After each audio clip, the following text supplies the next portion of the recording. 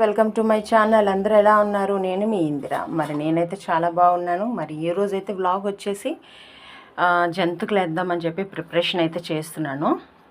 అంటే ఒక్కొక్కటి తీయచ్చు, బట్ నేను షార్ట్ చేద్దామని చెప్పేసి అని సింపుల్గా మీకు చూపించేస్తున్నాను.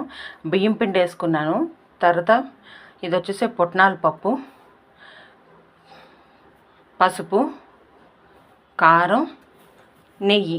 పైన అయితే నెయ్యి కూడా వేసాను. మనం ఆయిల్ కూడా వేసుకోవచ్చు, డాల్డా వేసుకోవచ్చు, ఏమైనా వేసుకోవచ్చు.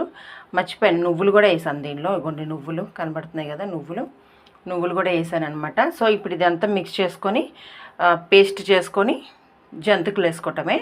ఇది మిక్స్ చేసుకున్న తర్వాత మీకు పేస్ట్ చేసేది కూడా పెడతాను.